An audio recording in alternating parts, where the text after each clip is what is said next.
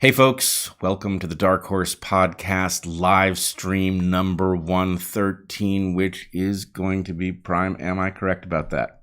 Oh boy, I don't know. Wow. All right. Sorry, it is early. And so it's possible that nobody knows whether that's Prime yet. You really have to look into these things carefully because there are a lot of ways not to be Prime. Yeah, there are a lot of ways in which I'm not prepared today. Well, it's early in the morning. This is an experiment, and we had no choice but to run this experiment because our son has commitments elsewhere, and he is the brains behind the tech. So, yeah. In any case, we will. And much else as well. So much else.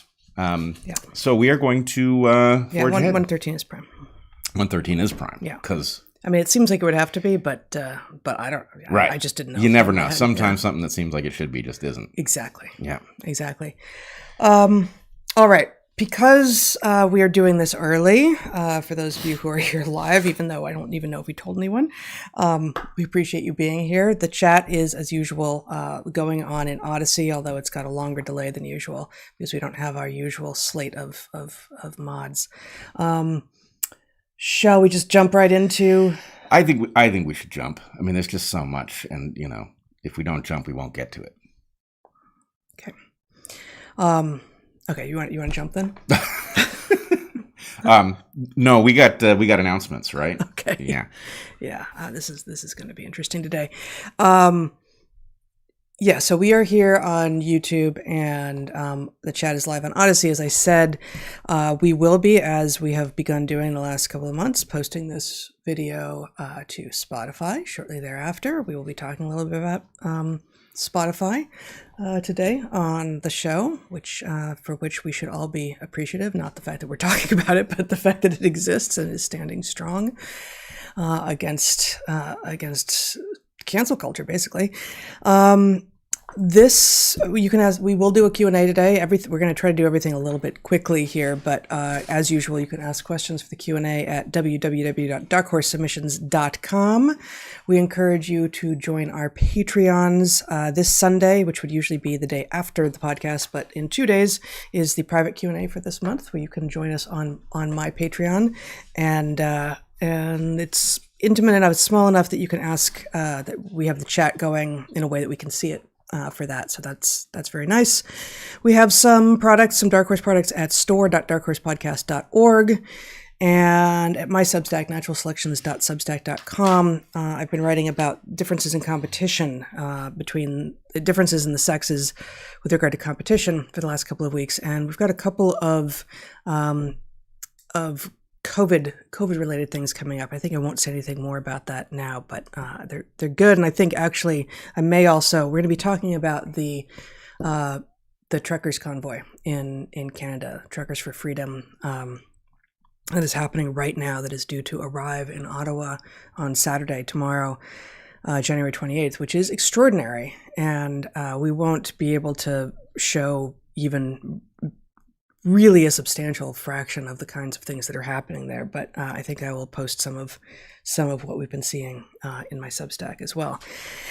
And again, that's naturalselections.substack.com. And as usual, we have 3 sponsors today, for which we are extremely grateful. So without further ado, you are good. You are doing number 3 today. The third one. You're doing all right. I will prepare. Be prepared. Okay. Our first, excuse me. Today's program is brought to you by Sole, a sustainable orthopedic footwear company. That's SOLE. Sole is one of 2 footwear sponsors that we have, and we love them both. As we have said many times before, we only take sponsors that we actually either have use ourselves and can vouch for ourselves, or in a couple of rare cases, because the product is not something that we ourselves are in need of, we have asked a dear friend whom we trust to try them out, and that actually is a fit for the second sponsor today, but or the third sponsor, someone else whom we love, which we'll get to. So today we have Sole, a footwear sponsor. Our 2 footwear sponsors are very different from one another, but both are focused on creating shoes that help feet get and stay healthy and people become more mobile. Our other one is Vivo Barefoot, which specifically aims to give you the sense of being barefoot in your shoes. But Sole, with both their shoes and their foot bags, brings structure back, but with intention. Sole aims with its footwear to return our feet to health, and also the shoes by Sole are beautiful. Sol has created a foot bed, which is one of their main products. It is affordable, customizable, and improves people's everyday foot comfort. And they've created their own recycling program, Recork, to collect and upcycle wine corks to make its products. Millions of customers rave about Sol and the Sol footbeds as well, and 2/3 of Sol customers have 2 or more pairs of these footbeds. Our two bears, we don't have any bears, much to Bret's chagrin. Our 2 boys, we have boys, young men now, are wearing. It's so different. It's a little bit the same, but bears don't wear shoes. True. Okay. So our 2 boys. That's hard to prove. This is one of the ways you can tell we don't have bears. Our children wear shoes, and if we had bears, they wouldn't. Our 2 boys are wearing these shoes much of the time now. They take some getting used to. They tell us the structure under the arch is unusual, but once you get used to them, they provide great support for feet, and again, they look great. And Bret and I both have pairs too, and we really, really like them.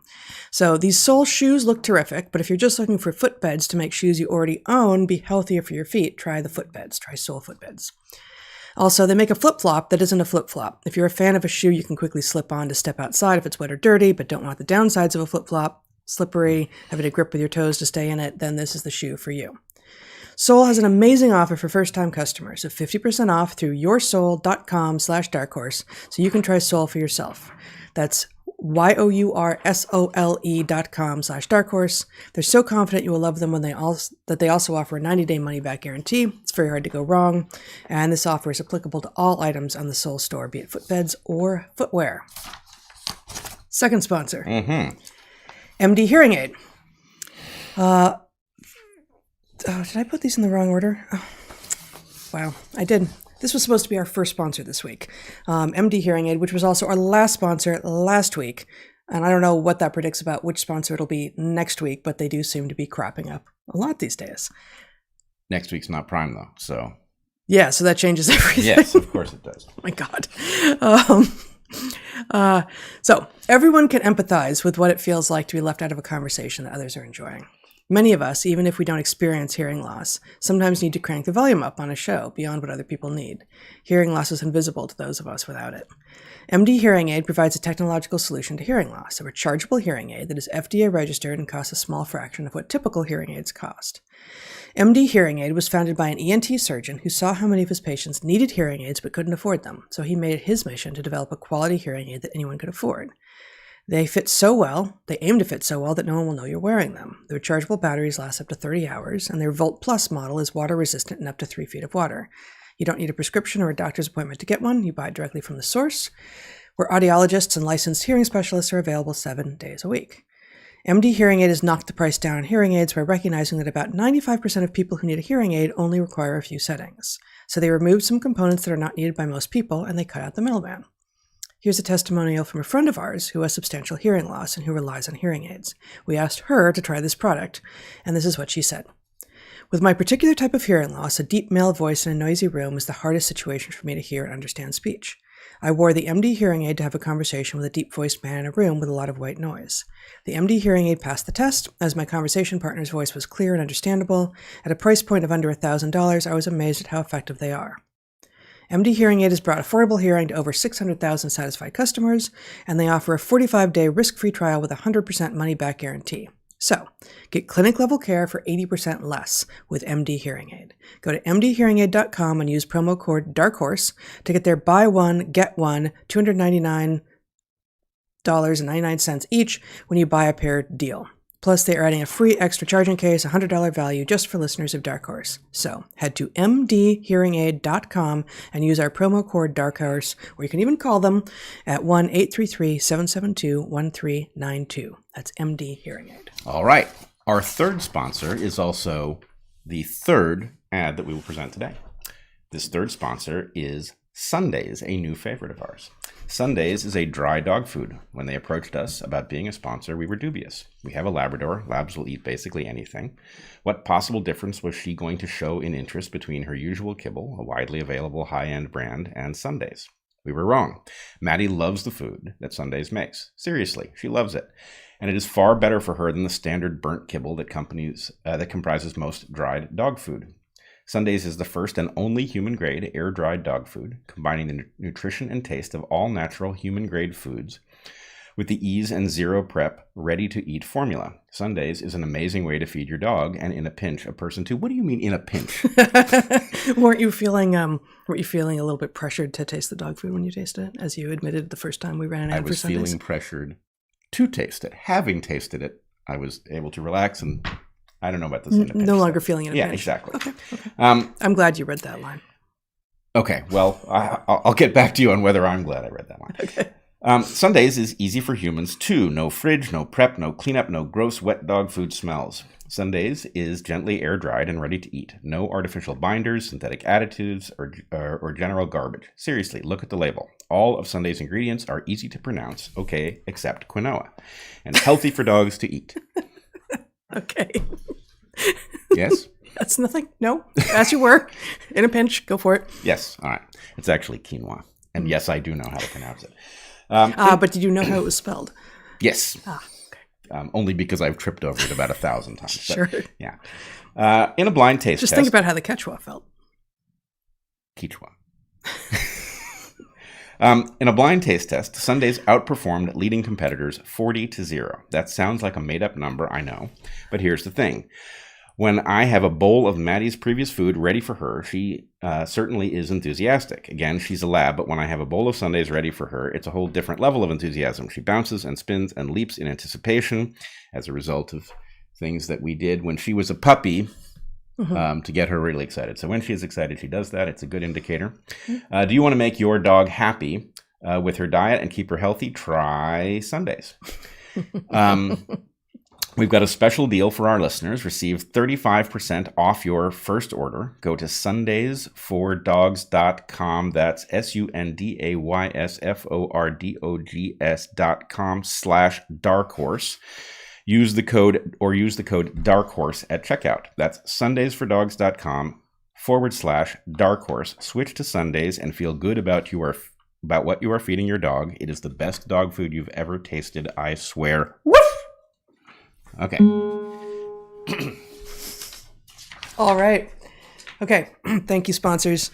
It's a little silly around here. Yes, it's early. It is early. Okay.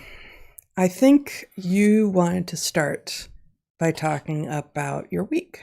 Yeah. All right. So here's the news. I had COVID. I'm virtually certain I had COVID because I had symptoms that match COVID so darn well. I had the sore throat. I had the runny nose. I had a bit of sneezing. I treated it aggressively. I used ivermectin. I used hydroxychloroquine prescribed by a doctor, both of them.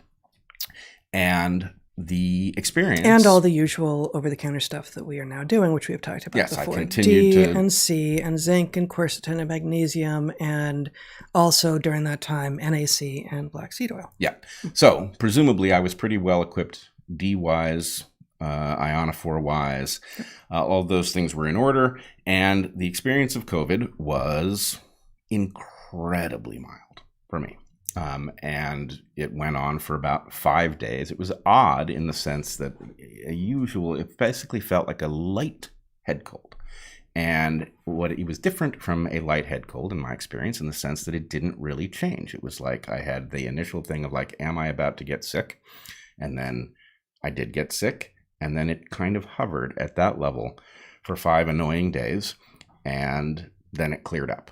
And actually on the 4th day, I got fed up with it. It wasn't any different than it had been on the previous days. And I decided to see if I could ride my bike. And actually I detected no difference in my ability to climb hills and all of that. So it was a very mild, somewhat annoying experience. It's a little bizarre because... You didn't expose yourself to anyone except the people you lived with. Right. Who had already had it. Mm-hmm. And it was annoying to have something that felt like a cold and not do the things. Now, personally, I've been saying for much longer than there's been COVID that I don't think we treat things like colds with proper seriousness, that we give each other colds too easily because society sort of doesn't expect you to stay away.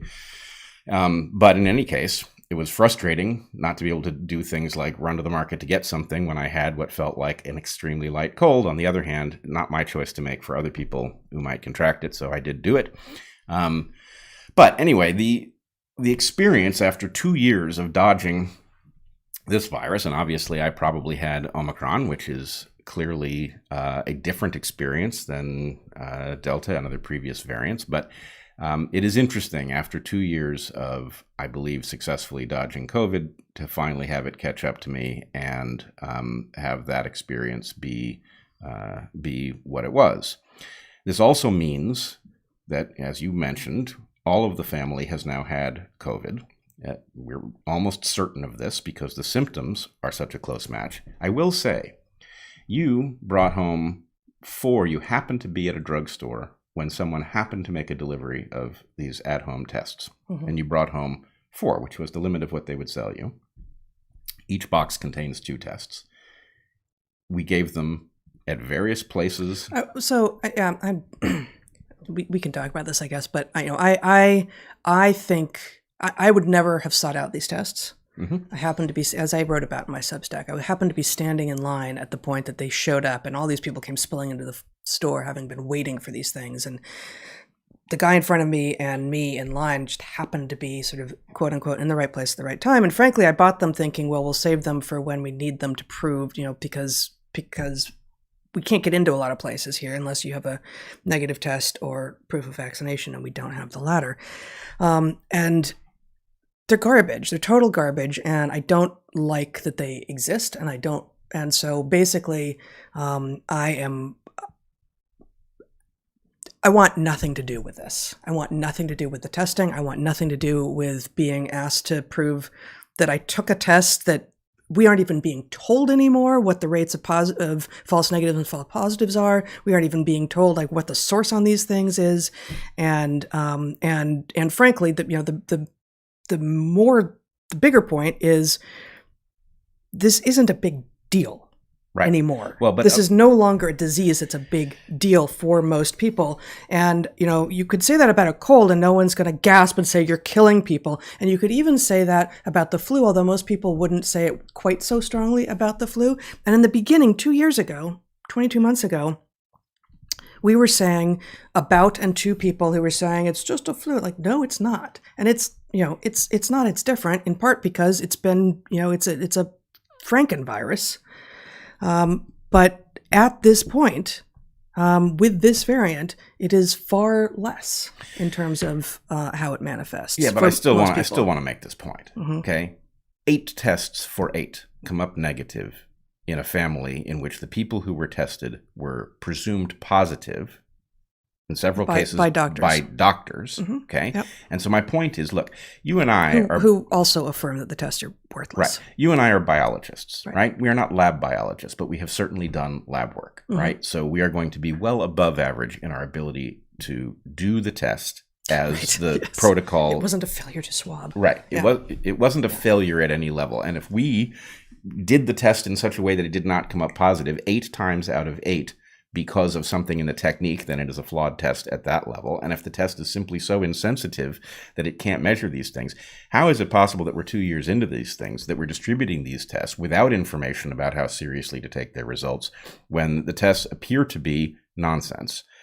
Second thing is, I don't know whether the lightness of the disease that we faced was entirely a fact of Omicron, whether it was because we have been very diligent now that we understand the role that things like vitamin D deficiency and ionophore deficiency play to supplement these things. We are extremely careful about this, so we were well prepared. But the point is, or the early treatment, or all of the above. And the point is, why is the CDC not recommending the supplementation? Why are we distributing tests that give a completely false impression, to the extent that knowledge about whether you are or aren't positive could be useful in terms of controlling the spread of the disease, if that's even what we should be attempting to do with Omicron, right? Why is the experience of this so far off of the official recommendation, right? Why? And this is really the crux of the matter is.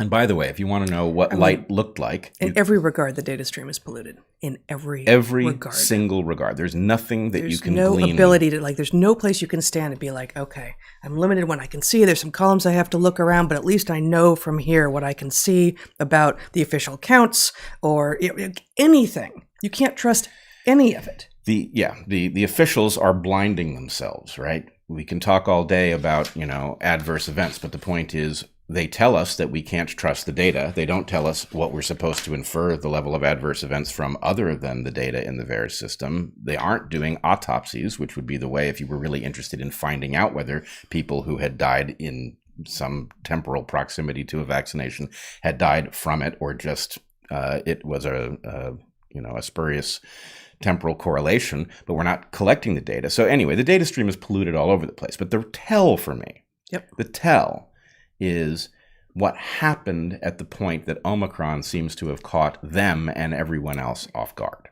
right? At the point that a variant shows up, which, as many of us pointed out, has many of the characteristics that you would ascribe to an attenuated virus vaccine. As a woman I know said to me this week, who does not particularly follow the podcast or anything, isn't Omicron what we all wanted?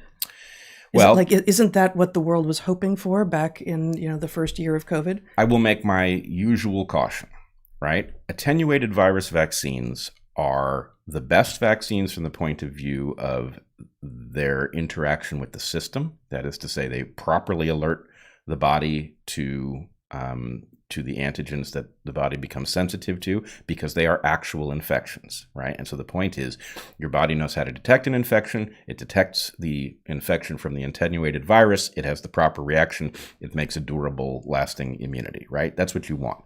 It has a slight danger to it, which is that because you're using an actual living organism, right? Organism is, I'm using the term loosely, but living, right?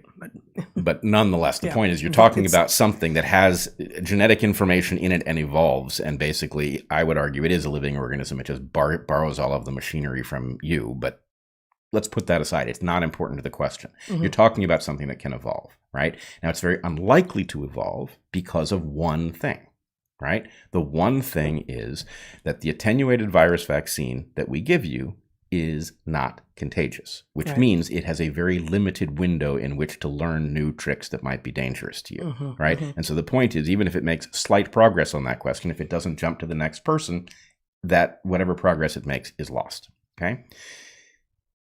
Omicron is not like this. Even though it has many of the characteristics of attenuated virus vaccines, it lacks some of them. It's not as attenuated as you would want, right? An attenuated virus vaccine that's really great will have effectively no symptoms.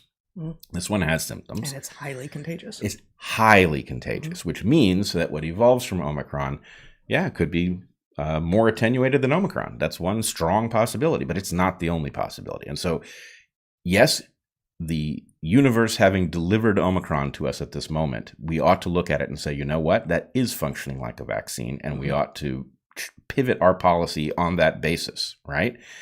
We ought not say, hey, a vaccine, because it has this evolving capacity to it. This policy pivoting you speak of.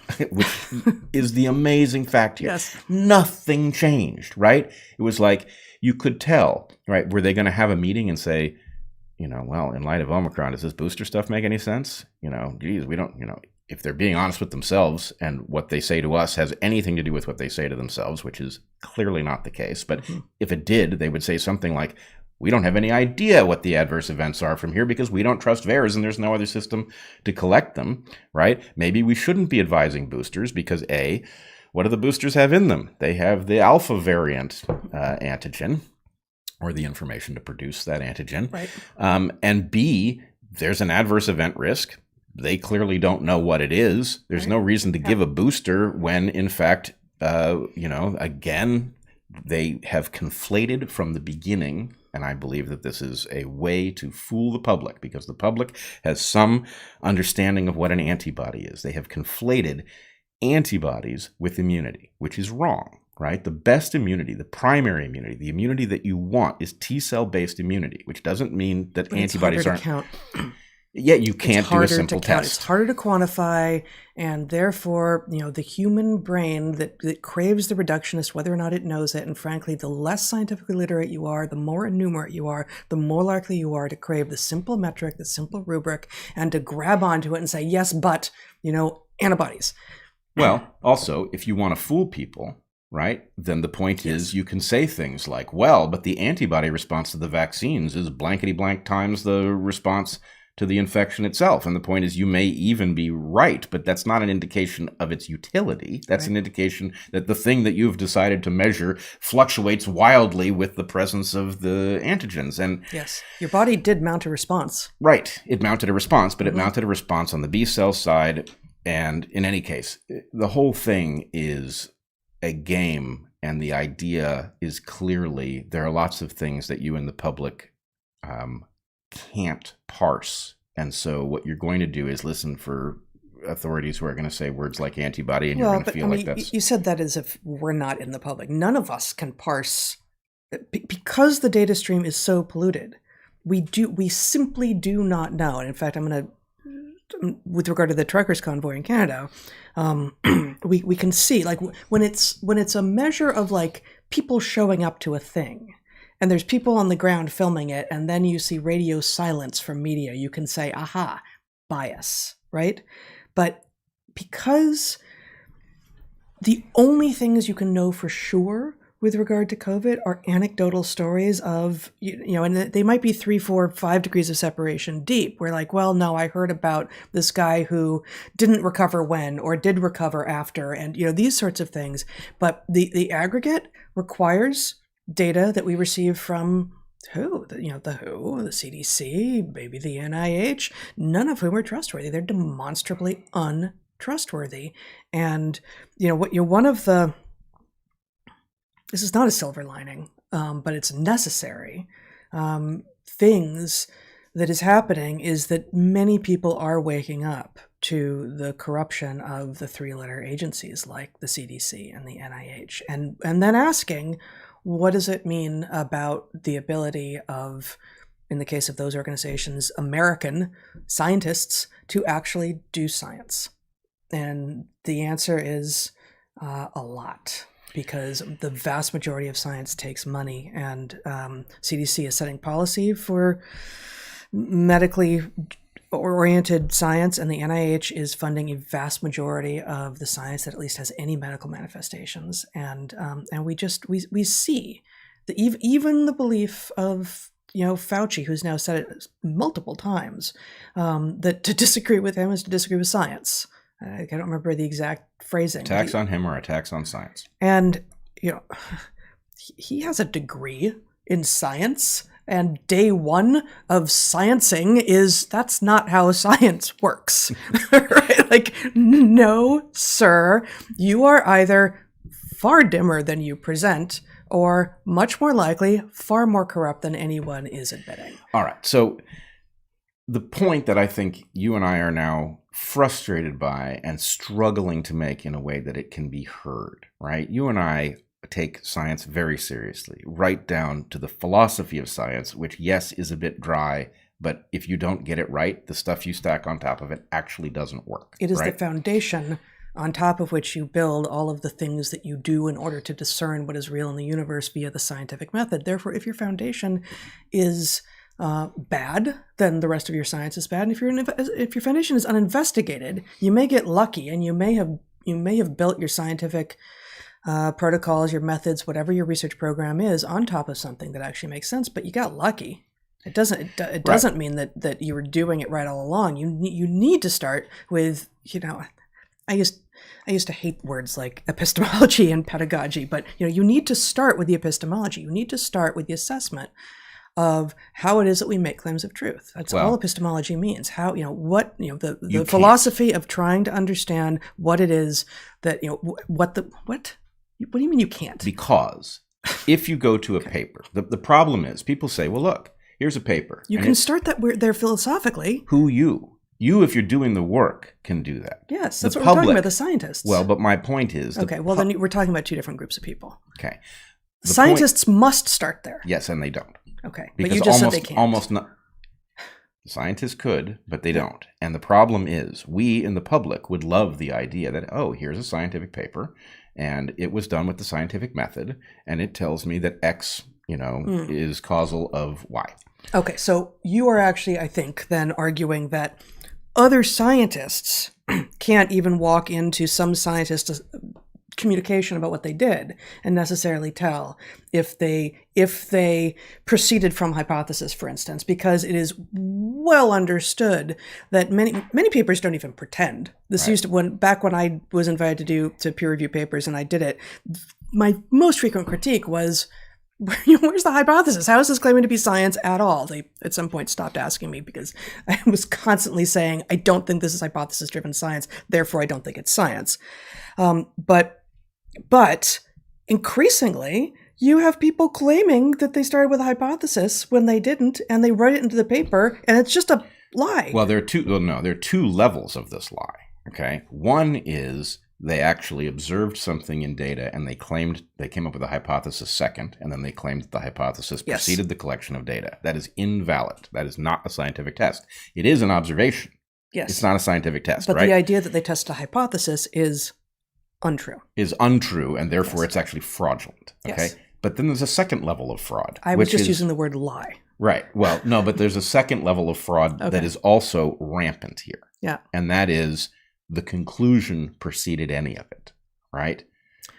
And so the point is, it's not even an observation. So we wouldn't even be, this paper wouldn't exist had work been done that somehow falsified the cherished conclusion that they began with. The conclusion started, and there are a dozen ways to get to it. You can run enough experiments that eventually one will give you a spurious result that matches your conclusion, and you'll publish that one. Yeah. You could have no correlation whatsoever. You can run 20 experiments and one of them comes up statistically significant just because mathematically that's likely to be the case. Sure. And you publish that one. There are lots of ways it can happen. But the basic point is everything about the culture of modern science pushes a person towards that, even if they are completely honorable, right? If you do 10 experiments and 9 of them come out negative, it's very hard to get those published. Yeah. Now, I will point out, lots of people... It's hard to get the negative ones published. Lots of people who, on an average day, are good at this kind of thinking have screwed it up with COVID, right? And XKCD is going to be a prime example here. I'm very disappointed in XKCD and what it was unable to detect in the shenanigans that were going on. But if you go back far enough in XKCD... It's the green jelly beans? Yeah, the green jelly bean cartoon. Describe it. So basically the idea is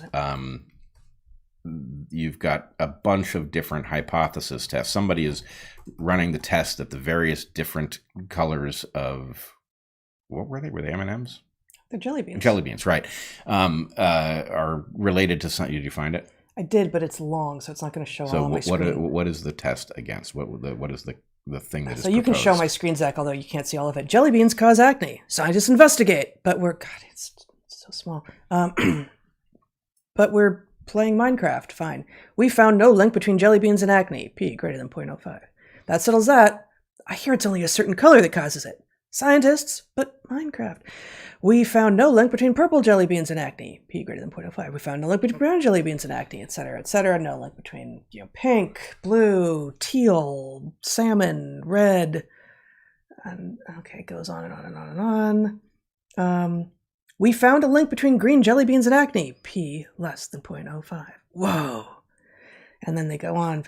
And then we see, they tested whatever that's going to be, 25 colors, right?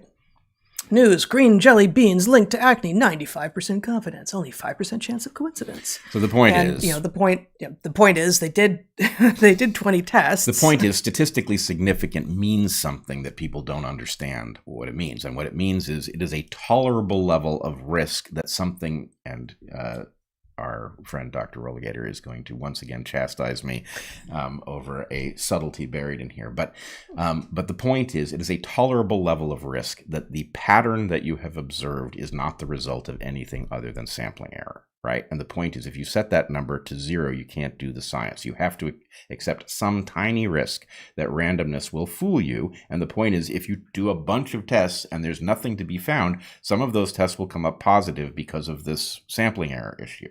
So now you're going to take me to task. I don't think it's sampling error, but I don't think we want to get into the weeds here. I don't think sampling error is the issue here. It's sampling error in the sense that you have a non-pattern, and if you grab a bunch of handfuls of data, some of them will be skewed because every handful is non-random is random, and there's skewed. It's like okay. I believe it's technically sampling error. But anyway, the point is data set. The point is, we have a test, a hypothesis test on the table, a de facto hypothesis test about what you and I have been struggling with over the entirety of all of these live streams, over all of our public work, trying to sort out what is and isn't going on with COVID and our response to it. Yep. Right? Our point has been, this appears to be conclusion driven. Yes. Okay? This appears to have started with its conclusion, and then the facts are being bent in order to lead us to that conclusion rather than proceeding from the evidence to see where it takes us, right? Yep. That is not only unscientific, it is the inverse of scientific. It is not even open to discovery, right? Now, that is a terrible accusation, right? If that is true, it says utterly dire things about our system, which we have said, hey, this is utterly dire. And the point is, follow the conclusions, follow the anti-science, follow the Pied Piper. Omicron is the test of this hypothesis. We did not see Omicron coming, but the point is, we have been delivered something that is so radically different from the variants that preceded it in terms of its consequence and risk that you would expect policy to pivot radically in the aftermath of its emergence. And it didn't pivot. What happened is you saw, exactly the same scare tactics, right? Yes. When Omicron showed up, it was like, scary new variant Omicron, right? When in fact there were indications from the beginning that the response to it should be the opposite. Actually, maybe this one has a much lower rate of death, which implies a much lower rate of everything that, puts people at risk of death.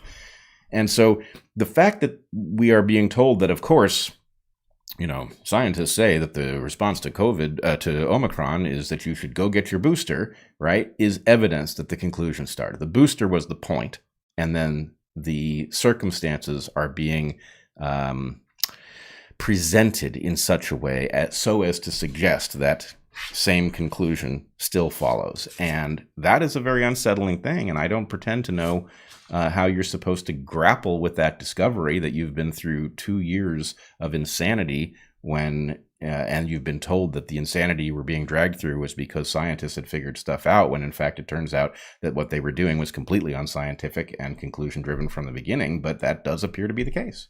Well, I think, as I've been saying for many months now, I'm really trying to figure out what's in the heads of the true believers here. And I think one of the things that, the true believers, and some of the true believers don't believe all of it anymore. They're seeing cracks in the public narrative, but they still believe some of it. Like, most of the people who are now seeking this middle ground and saying, okay, enough already, still believe fervently with a religion-like fervor in, for instance, the vaccines. And I see people saying things like, I was so relieved, I cried tears of joy the day I got my first vaccine, COVID vaccine. And I think, wow, how would you sort of back away from that edge then? How would you recover your own sense of sort of rationality and dispassionate analysis if you were that emotional, if you believed the story to such a degree that at the point that it was announced that there would be vaccines at some point, and then it was still months away, and you were promised and promised and promised, as soon as you get this and as soon as enough of your fellow people get it, then you get your life back? And you believed it to such a degree that you were also scared. You're going to get your life back, both in terms of being able to do all the things, but also you don't have to be scared about dying anymore. And you get it, and then it turns out, well, it doesn't really reduce transmission, and it's not really that effective, and it's not even all that safe, and all of these things, and you cannot back away from really the emotional conclusion that has now been instantiated in your memory as, I remember the promise. I remember being promised and then having it delivered, and it came to me, and here I am, and who is to blame for this not working out? It's the dirty unvaccinated. That's who is to blame here. That is who we shall blame. And a lot of the people who are seeking a middle ground now aren't actively blaming the unvaccinated, but they are also in no way, as far as I've seen, actively investigating their own, frankly, misguided, having been vastly manipulated by media narratives, emotional response that got them to go all in on being excited and relieved and overjoyed at getting that jab. Yeah. And so they become, in some sense, addicted to the relief. And the point is they will reinvigorate the story even as it comes apart in front of them in order to return to that state of feeling like they had figured it out and other people were wrong, and and relief was in sight. Yeah. And it's sloppy thinking in the extreme, and it's a disaster. People would have been much better off with frankly simple advice about how to deal with their vitamin D deficiency, for example. Of course they would have. So this, I wanted to get this in while you were talking earlier, but I still do want to show it. Zach, this from the Oregon Health Authority. Tell us how your friends and family helped you through COVID-19. You have been in bed for 2 days with a sore throat and fever. You hoped it was just a regular head cold, but as symptoms persist, you recognize the inevitable and get a test. It's COVID-19. Your friends and family are concerned and want to help. What do you need? Groceries? Someone to help with childcare? Someone to run to the pharmacy for you or walk the dog? So they're soliciting stories. You've had a sore throat and fever. You have something in the general scheme of a cold or maybe even a flu, depending on the variant, this sort of thing. You recognize the inevitable. They are trying to keep us so scared of one thing and only one thing. And this, this again, to your point, and this is why I wanted to interject this many minutes ago, to your point about the narrative will not shift. Imagine soliciting stories about the cold. You recognize the inevitable. You're going to be not feeling up to walking your dog for a couple of days. What do you do? Right. It's actually, they've loaded you up with a concern. And then the point is, even if what you should be experiencing is, oh, this is an annoyance rather than a life-threatening condition, the point is they're going to now collect on having loaded you up with that fear, right? Right. And they're going to, instead of letting you calibrate how to feel about how sick you are, they're going to tell you how to feel. And that is, you should feel frightened. And, right. Yes. That's the other thing that needs to be said here is, what we experienced with COVID was super mild. If people want to know what that looked like, frankly, I did a joint live stream with Chris Martinson, an experiment that we did where we streamed to our 2 channels. I was sick. Before we went on camera, I mentioned this to Chris, and he said, yeah, I hear it in your voice. So you can go there. You can hear it, right? You can see exactly what it looked like and how debilitating it was. I will say, of all of us, Toby actually defeated the thing in, less than 24 hours of, sniffles and sneezes.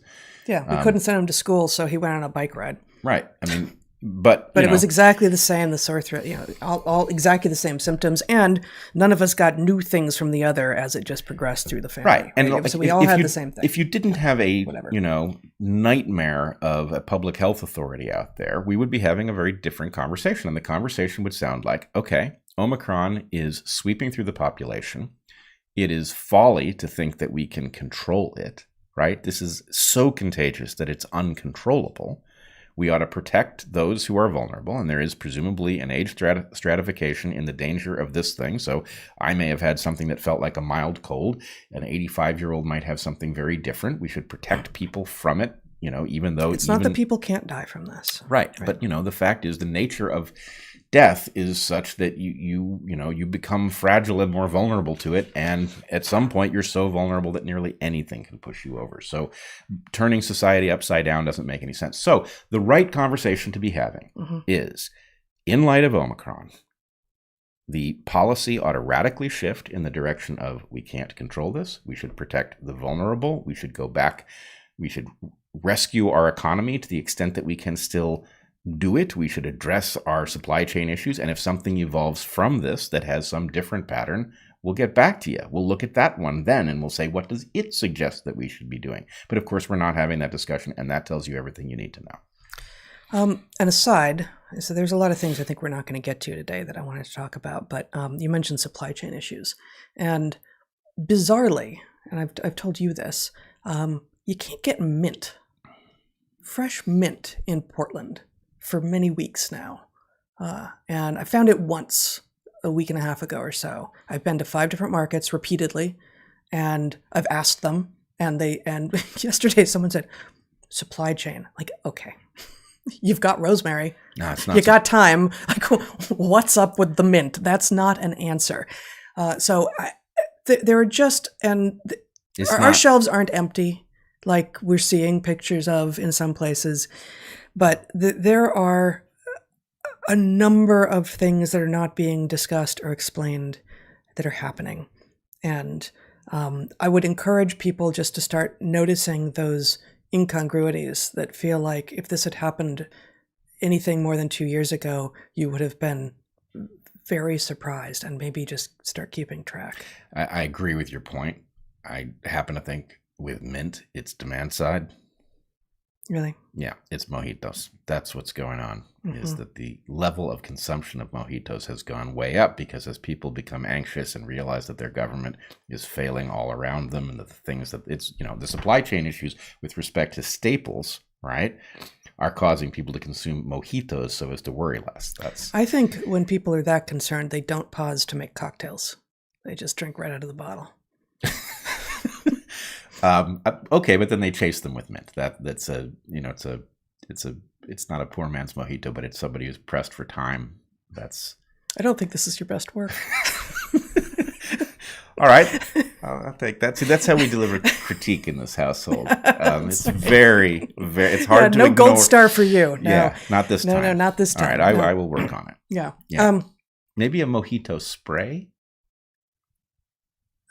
No. Okay. Before we talk a little bit about the truckers, the truckers convoy, the Truckers for Freedom, which is extraordinary, is actually one of the things that's giving me hope. It's one of the few things that's giving me a lot of hope, and they're due to arrive in Ottawa tomorrow, I think. But I wanted to share a couple of articles that were published in Tablet recently. Tablet, which is increasingly becoming a place where it's just extraordinary. I don't know, increasingly. I am increasingly finding that it is a place where I am finding really, really excellent reporting and storytelling. And so this first one, Zach, was published actually 10 days ago. The 4 Questions of the Pandemic. After almost 2 years of living with COVID-19, we need to ask ourselves about what risks we're willing to take as a community, by Dan Ain. So the first paragraph, like many other pulpit rabbis, I found myself in March 2020 facing a lot of unknowns. So he's a rabbi in San Francisco who was, did not see his congregation for a while. And the whole essay is excellent, and I recommend it, but I wanted to read he asks 4 questions here, and I want to repeat one of them in his answer. What responsibility do we have as a religious community to assist people in alleviating irrational or disproportionate anxiety and fears? During times of war, social upheaval, community anxiety, and concern, should the synagogue not be the place to gather in solace, for a hug, a respite from work life, a place to take in a moment of sweet prayer? What is the risk of not having that? Is there more virtue to be found in spending more time poring over graphs of aerosol transmission spread among low-risk populations than in looking at the staggering increase in teen suicides, depression, mental health crises, and learning loss? That's just super powerful. And I know, we know some people who are not religious, don't have faith, not believers, who are looking for exactly this, for places of solace, where they can go and be around people and treat others and be treated with respect as human beings. And even most places of religious worship are requiring your proof of acts at the door. And increasingly, I'm hearing many are not. But this I would ask all of us to consider this question that Rabbi Ain asks us. And the other piece that I wanted to share from Tablet. Wait, before you move on from that, Yeah. I just want to point out another place where you can detect that what we are doing has nothing to do with what's good for our health or what's good for the public health. It has to do with the absurd way that we have dealt with natural immunity. And I believe natural immunity, we will never know whether it has to do with the fact that you and I were shouting about natural immunity for many, many months. I suspect we contributed to the awareness of it, but nonetheless, natural immunity has finally dawned on people, but it is frequently presented in the context of the comparison to the vaccines, et cetera, et cetera. What we don't understand, and Omicron has changed the picture a little bit because there are a certain number of reinfections, but the fact of some huge fraction of the population for whom the pandemic is no longer a direct threat, irrespective of how much risk they face to begin with. The fact that they got through it, means that those people, to the extent that we have people isolated, right? Maybe we have old people isolated because they can't afford to get it. But who can non-isolate them? People in their religious communities, for example, who've had COVID, right? There are plenty of solutions. And the idea that what you're going to do is hand down from the federal government some diktat that results in a religious community effectively, turning into a two-tiered society and not doing anything rational from the point of view of protecting the elderly, because really what you're doing is just deciding who was compliant with a vaccine that does not prevent contraction or transmission of the disease, does not reduce viral load. Right. It's an incredible waste of an opportunity. The opportunity cost of not doing the rational thing was incalculable. So anyway, the idea that the religious community has a purpose, that its purpose couldn't possibly be more important than in a moment like this, and that we are going to hobble that entity rather than do something rational, rather than come up with an actual test that lets us figure out who does have natural immunity and get on with life. Yeah, no, and I think many liberals, again, of which we are too, take pride in our secularism. And it has been, this is something we've talked about for decades, and we write about in Hunter-Gatherer's Guide. But religion has a purpose, and those who are religious have historically done far better for themselves and their families than those who have not been. And so the very smug position of many secular liberals, that if you are religious, you have demonstrated that you're not educated, or you're not smart, or you don't believe in science, is frankly an ideological position that itself is uninvestigated. It's one of these conclusions that many people on the left have accepted without further thinking through what it actually means. So what are some of the values of religion? It's not just about believing in a God by any means. And I remember hearing that from religious scholars at Evergreen, actually. And it was shocking to me, people who had devoted their lives and who were themselves religious, devoted their lives to the study of religious texts and to understanding what they meant, who would say, there are plenty of us who identify exactly as I do, who actually will say it's not about God. And I'm sure there are others who will disagree with that conclusion. But the idea that the only way that you can discuss religion and its value is to talk about a singular deity is really an uninvestigated ideological position that many on the left hold. Yeah, it's a crazy position. Yeah. I've argued that the claims about the way the universe functions that exist in almost all religions are effectively like the trunk of a tree, right? They are a mechanism, right? Is the trunk of a tree photosynthetic? No. What is its purpose? To get the leaves of the tree above leaves that they compete with to do photosynthesis. So the point is, it is a means to an end. But the point of religion is what it does.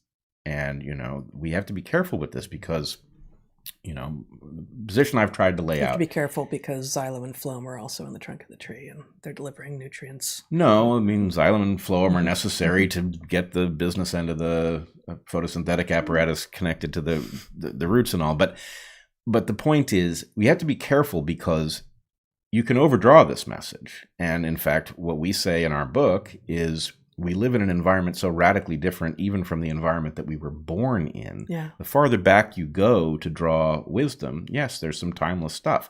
But much of what exists in these past compendiums of wisdom is out of phase with the place we live. And so it's not like we can say, look, the point of religion is that it helps you know how to live. It did, but it helped you know how to live in an environment we don't live in anymore. So we have a new problem. Yeah. But the solution isn't secularism in the sense that finally we're over that religious thing. The problem is, what do we do now that our religions aren't quite up to the task of telling us how to deal with modernity? Right. Right. This other piece from Tablet, which was published this week, Zach, if you will show my screen, called The Dissidents by Clayton Fox. The sort of sub-headline being, a handful of scientists and doctors have spent the past 2 years defending mainstream public health approaches and scientific rigor against the pandemic response bureaucracy. Truth up front, we are featured at the end of this article, and many of the people whom you have had on DarkHorse are as well. But it really is an excellent sort of overview of some of the ways that many of us have been actively talking and thinking about what, the mismatch between what science is and does and how it must progress in order to be science, and what it is that the vast majority of people are being told and accepting, it seems, from public health authorities. And so I just want to read one paragraph here, and then I'll put the link in the show notes, of course, and encourage people to read it, with regard to the dissidents, the group in which he is including us. He says, the term's connotation of rebellion or revolution has nothing to do with what these thinkers represent. In their Talmudic approach to the pandemic, posing questions of questions and questions of other questioners, they are instead voices that have sought to uphold the past 400 years of scientific tradition and practice rather than overturn it. Some of their questions have been prescient and vindicated. Others might appear conspiratorial or extreme. But the main point is that they have asked and continue to ask questions while a majority of their peers have done away with the scientific method or have been cowed into silence. And, this, again, invoking the Talmud in a defense of science should not be surprising to us. What should be surprising to us is that the people who are invoking science are actually engaging in religious fervor.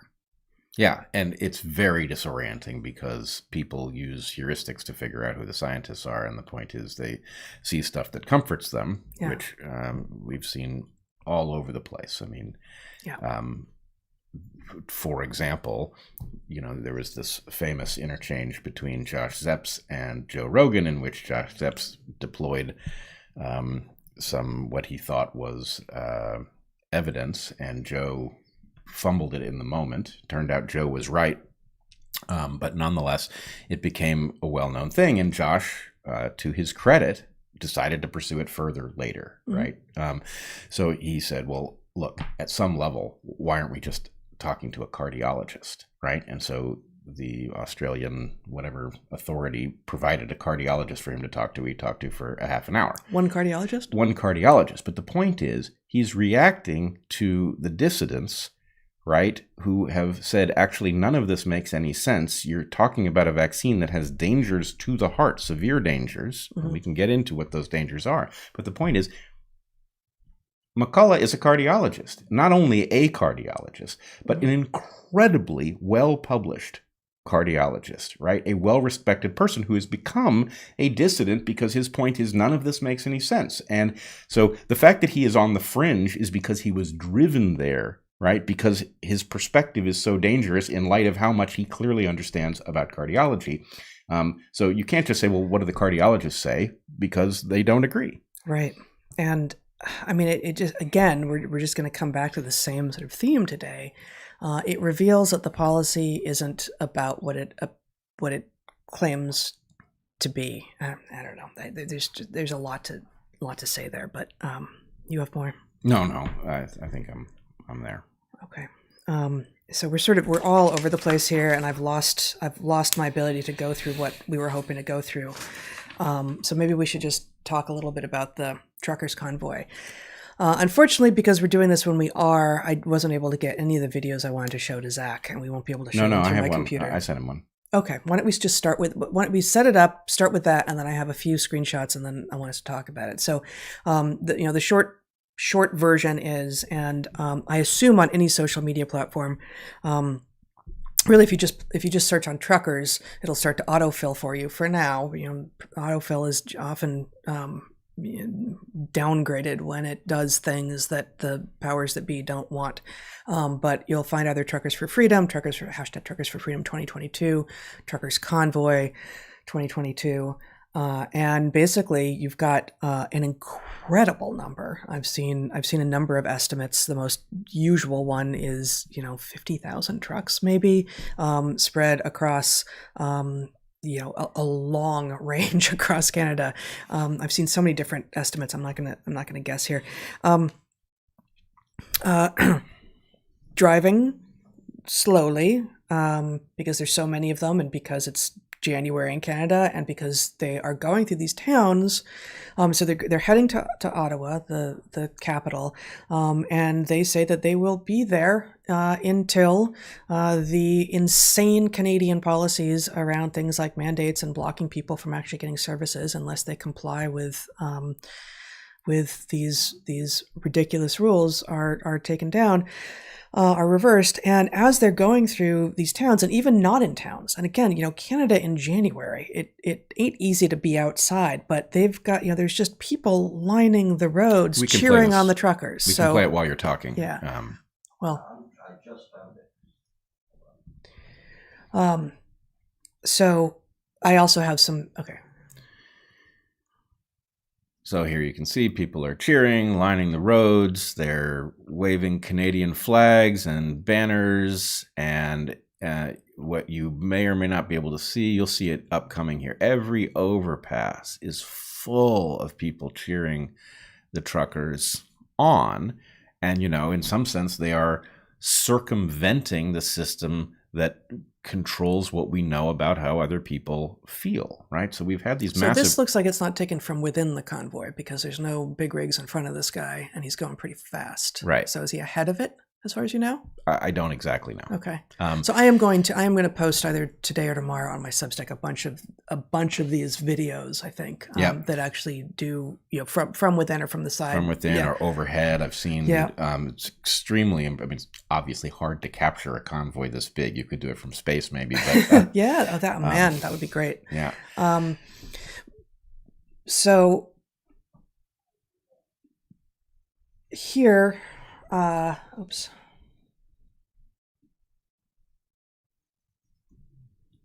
I want to show just a few screenshots here, Zach, from tweets.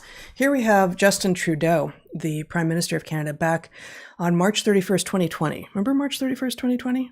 Things were getting pretty ugly. It was. This is one of these lines I have not gotten why people keep invoking it, because it was patently untrue at the time. Like, this is one of the things that was just patently untrue at the time. But 2 weeks to flatten the curve. Somehow a lot of people believed that, and it never looked like that from where we're sitting. But okay, this is back around that era.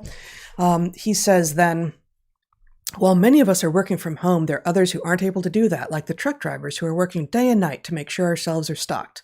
So when you can, please #thank a trucker for everything they're doing and help them however you can. We will see shortly how Trudeau has changed his position. Mm-hmm. Here we have from, right now, this is a nun holding a sign that says, "God bless you, convoy truckers, free forever." Love this. Here we have, a little bit small again, an invitation for January 29th, 2022, that's Sunday, nationwide business reopening, no more mandates. In solidarity with the truckers convoy to Ottawa on January 29th, 2022, businesses Canada-wide will be opening their doors at full capacity and abandoning all restrictions. No masks, no vaccine passports, no capacity limit. And it should not require to be said, but this is not about being anti-vaccine. This is about being anti-vaccine mandate, anti-vaccine passports, needing vaccines to get into services like restaurants and theaters. Next one, and this is very much a match for something you already said, Bret, but remember, they have made the decision to dismiss child abuse, suicides, overdoses, domestic violence, seniors dying alone, destroyed economy, businesses, families, friendships, and risk our health for a product that doesn't work, all to implement a passport. Hashtag Truckers Convoy 2022. And here we have, not my prime minister, but oops, sorry. Justin Trudeau, I managed to take I think this is from 2 days ago now. I think this is from January 26th. Last night, I learned that I have been exposed to COVID-19. My rapid test result was negative. I am following Ottawa health rules and isolating for 5 days. I feel fine and will be working from home. Stay safe, everyone, and please get vaccinated. He's so patently hiding. Right. And he's so patently hiding from what he knows in the middle of his self-imposed quarantine. He's a world leader who got exposed. Of course he got exposed. Of course he got exposed to Omicron during while Omicron is circulating. He is hiding at the height of the trucker convoy's power and reach and pretending that that's not what he's doing, pretending this is about public health. If he had been anything like a leader to this point, you would have to wonder. Second, thank you. But I don't think we do. He's a duplicitous Ken doll, and the fact is this is an obvious ploy. And what's more, I can tell you that if he actually does come down with COVID, I assure you he will have the highest quality early treatments because, of course, why wouldn't he? Right. I mean, for all we know, he's on right. And for those of you who may be listening and thinking, "What? You're still claiming that these early treatments work?" Well, yes. A, we've experienced it. B, we've had many friends who we have connected with early treatments at the point they have become sick, and not a one of them has had it fail. So yes, they work, but also, as you will find in many places, increasingly you will see it with video. Tess Lawrie caught Andrew Hill admitting that the reason that his meta-analysis says ivermectin's utility is questionable is that he was pressured to say that. Yeah. Right. So anyway, it's not in doubt. The efficacy of early treatment. Yeah. So just to go back to Trudeau, though, who is a duplicitous Ken doll, which that's great. That seems to be true. Yes. From his self-imposed quarantine, he managed to tweet from what must be very hard for him. Zach, if you will show this to all of the parents out there, this is from yesterday, to all of the parents out there, if you haven't gotten your kids vaccinated yet, please get that taken care of as soon as you can. It's the best thing you can do to keep them and those around them safe right now. Hashtag KidsVaccinesDay. KidsVaccinesDay? What the hell is that? Well, helpfully, Prime Minister Trudeau has followed that up with, if you have questions about the vaccines, that's okay. Science Up First, Child Health Can, and Sandbox Canada are hosting a town hall tonight. That was last night. Sorry, guys, you missed it. Where you can ask your questions there and get the best available evidence from Canadian healthcare leaders. Here's the details. So here we go. This is National Kids and Vaccines Day. That was yesterday. We all missed it. Now, this is only in Canada. Our people didn't think of it. Wait. They put Kids and Vaccines Day on Holocaust Remembrance Day? That was yesterday? Wow. Was that January 27th was Holocaust Remembrance Day? Yes. So, okay, just for those listening, the COVID-19 vaccines approved in Canada are safe, effective, and save lives. Let's move the needle, pun intended, and promote vaccine confidence to promote the largest unvaccinated cohort of people in Canada, kids. So as has been pointed out over and over and over again, as is actually clear in the crap data that we are receiving, this much is actually completely clear. The age stratification risk for this disease is so incredible. Usually you would see a U-curve, right? Usually, for many diseases, you would see old people and young people at greater risk, and young adults and middle-aged adults at relatively low risk. Not so for COVID. Not so for COVID. The older you are, the more at risk you are from COVID. What is a greater risk for the young, in this case, especially young men and boys, is these vaccines. And not only is the risk greater, but the loss is greater. The loss is greater for kids. To the extent that they Always. scar their hearts with myocarditis, you're talking about living an entire life with a scarred heart rather than living the last few decades of life if you were, right. 50 or 60. The idea of a one-size-fits-all mandate for everyone, regardless of past exposure, regardless of actual risk due to age, regardless of actual risk due to comorbidities, of both the disease and from the vaccines, is again anti-science. This is not policy based in scientific thinking. It can't be, because static conclusions don't fit with the complexity of a global pandemic. They don't. It is anti-scientific. It is not even unscientific. It is anti-scientific to be recommending this, especially in light of the fact that to the extent that the vaccines work at all and they prevent kids from getting Omicron, they may be exposing those same kids to future variants, which may not be so safe for healthy kids. Yes. And the idea that we would expose kids to future risk and then put those kids, as they grow up, in the bind of having to accept whatever remedy is being provided by Big Pharma at that time, rather than allow them to acquire immunity, which they can do cheaply now, which, I wish that wasn't the mechanism, but it's far better than what they're being provided. The idea that we are going to basically, use triumphalist language and tell people you're protecting your child. Define protecting. From what? Right? Yeah. From what are you protecting them? You're vaccinating them with an experimental remedy that is dangerous to them. You are doing that to protect them from something that could be as mild as a cold or milder, right? And you're not telling them to supplement their vitamin D because they live too far north to make it in the winter and they're almost certainly deficient, right? What kind of upside down world are we living in? Yeah. I think I'm going to skip almost everything that I had planned here because it's we've already been going for an hour since we finished the ads, and we obviously have some deadlines here, but you had a couple more things I think that you wanted to talk about. Yeah, there were a few things I wanted to talk about. I guess we should talk about the issue of Neil Young, who I understand is canceling his subscription to Tablet magazine at this moment. Neil Young delivering an ultimatum to Spotify that they could have his music or they could have Joe Rogan, but not both. And Spotify did the right thing, and they said, sorry, Neil, and they removed his music.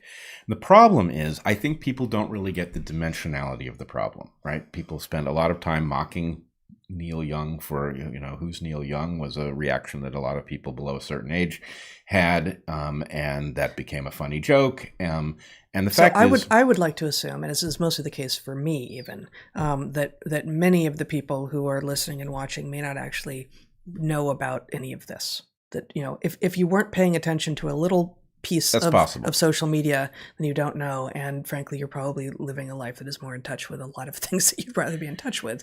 But, this is important, but I don't think that you can assume that this is something that everyone's been thinking about.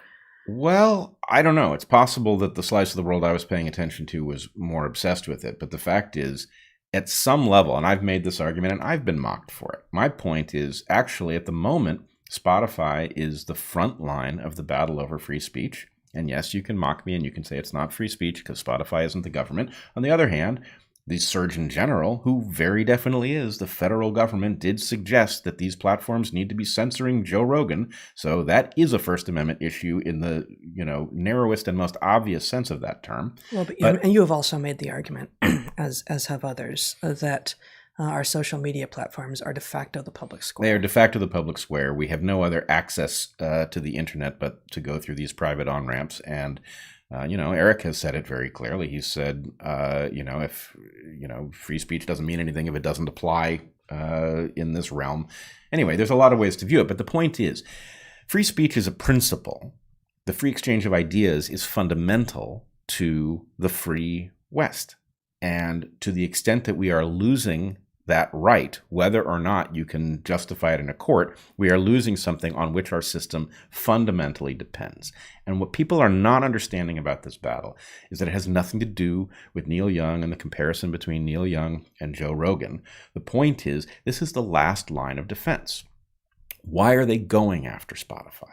They're going after Spotify because as long as Joe Rogan is on Spotify and he can bring the dissident doctors to the world through Spotify, they can't plug the leak in their story, right? So the point is we should expect the pressure on Spotify to go up, and we should expect the pressure on Substack to go up. And the point is, you will remember, some of you will remember that we coined a term or a phrase, and the phrase was 0 is a special number. And what that means is, as long as you have one place where the good journalists who remain on Earth can go and publish their stuff, as long as you have one place where Joe Rogan can distribute his podcast and anybody can watch it, they cannot maintain their garbage narrative.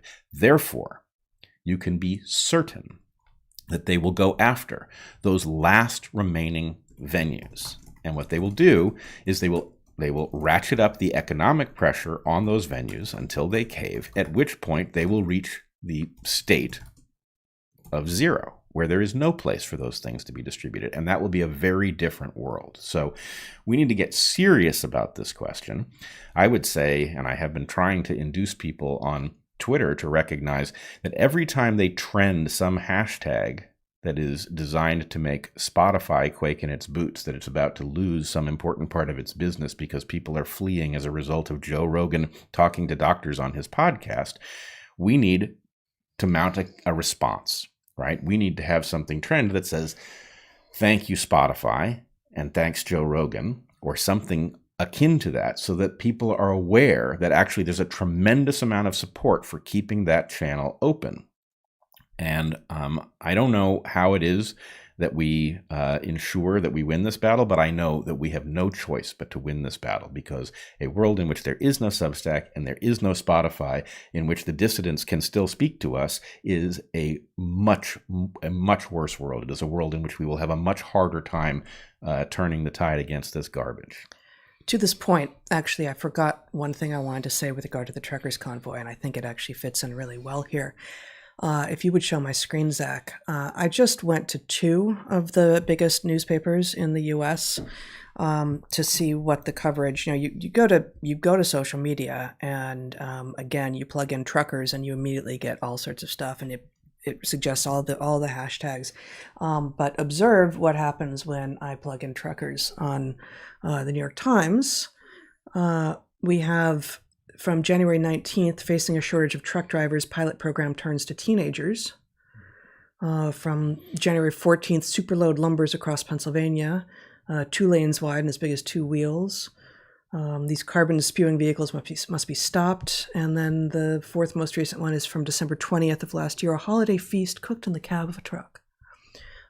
Which is to say nothing, right? And if I do truckers convoy, I get 1966, 1971, 2008. Wow. Nothing. Okay. That's amazing. Let's try WAPO. Let's try Washington Post. That's not actually how you spell truckers. Truckers results in, let's see. No, go away. From September 2021, Perspective, the key to the longevity of the drive-by truckers. Oops, that's a rock band. And from, again, September...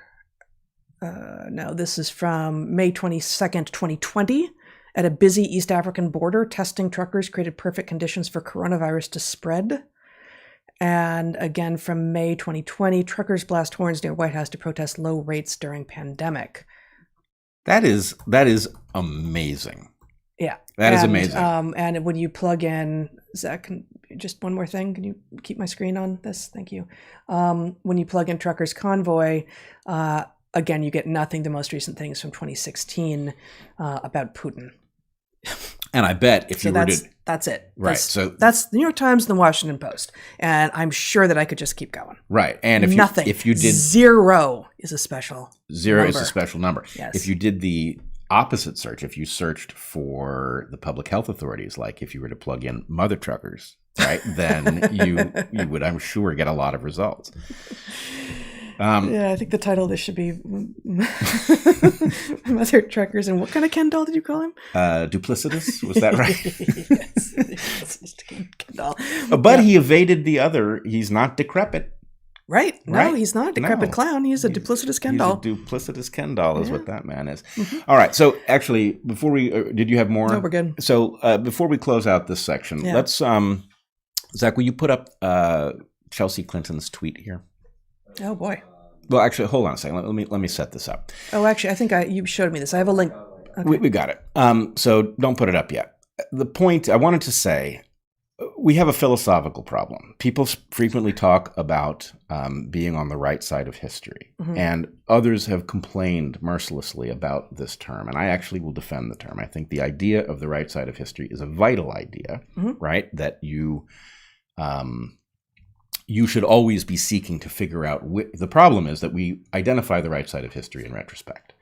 And when we say come to the right side of history, we are making an assertion about the fact that ours will be viewed in retrospect as the right side of history. And I believe it is a proper exercise that gets abused regularly. And the problem is, how do you recognize in real time? And it is in fact difficult sometimes to recognize the right side of history. But I'm going to posit that there is a method that we can develop that involves a first step that is very clear, which is to identify the wrong side of history, which is easily done because they're always shouting for censorship, right? Censorship is what the powerful do when their arguments cannot stand up to competition in a marketplace of ideas, right? They call for censorship of the opposition. And so if you would now show this tweet from Chelsea Clinton. All right, I cannot read it from there. Chelsea Clinton. She's quote tweeting a Guardian article. Quote tweeting a Guardian article says, anti-vax grift going strong. Why is Substack facilitating science denialists' ability to profit from destructive lies and comfortable... can you read that? She probably means comfortably profiting themselves. Comfortably profiting themselves. So anyway, and she... The headline of the Guardian article that she's linked to is anti-vaxxers making at least $2.5 million a year from publishing on Substack. Right. Now, of course, what the hell does she mean, anti-vaxxers, right? Is she calling Robert Malone an anti-vaxxer who is in fact a vaccinologist, right? I mean, the point is it's a garbage epithet. Yeah. Who the hell is Chelsea Clinton to be making this point, right? Chelsea Clinton, obviously was born into great power, right? And she is now wagging her finger at people making money on Substack, some of whom have lost their jobs for standing up for the right thing. I mean, this is so absurd. This is power shouting down truth and frustrated that because zero is a special number, that they are entitled to reach it and reach it by getting Substack to back away from its commitment to free speech. So in any case, finding the right side of history may be difficult. Finding the wrong side of history is surprisingly easy because in general, the people on the wrong side are shouting to censor the others. So yeah. That's it. Well, next week, we'll be back at our normal time, I believe, and maybe we'll talk a little bit about what we see as the two-tiered society that is being created and about things related to that. But I think it is probably time to sign off at this point. Yes. One last thing before logistics. I received an email from someone in Canada who is trying to get, let me see, I don't have time to read the whole email, but I'm Canadian, and I've reached out to various politicians about the absence of early treatment, preventative measures like vitamin D, and lack of healthcare workers. And this person has sent a number of scientific documents to the Federal Standing Committee on Health, and has heard back from the clerk of the Federal Standing Committee on Health has said, well, they can't share any links to the protocols of the studies because they're not in both French and English. So this is bureaucraties in Canada that could not be pulled in the United States.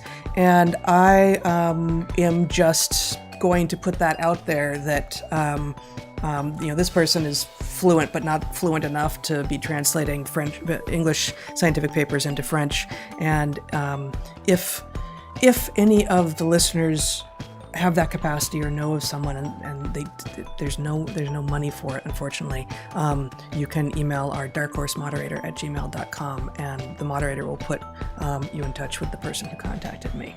Awesome. All right, I have a final thought before we go to close out. It's a quick one, but I think it might be important. And the thought is this: you can't spell masculine without almost spelling mescaline. That's it. I feel like I should have shown the video of the musician playing for a wild fox who loves music. Given that, you should just put some sort of trippy visuals over it. Yep, maybe next time. Yeah. Okay. We will take a break and come back as soon as we can, 15 minutes ish, with our live Q&A. You can ask your questions at www.darkhorseemissions.com. Again, any logistical questions that you have, including if you have a lead on a possible French translator for some scientific documents, to darkHorseModerator@gmail.com. Once again, at my Patreon on Sunday at 11 a.m. Pacific, we have our monthly private 2-hour Q&A. The questions have already been asked, but we keep the chat visible for that, and we interact, and often we go considerably off script. Not that we have a script, but even farther than you might expect. We go farther from the script that we do not have. Farther from, the script that we don't have. Here's our book, Hunter-Gatherer's Guide to the 21st Century. We continue to be so pleased with the sales that are happening, but if you haven't picked it up yet, do so. And again, it's available everywhere now. Finally, it's in its, I think, 5th or 6th printing, and also many libraries have many copies. And without further ado, be good to the ones you love, eat good food, and get outside. Be well, everyone.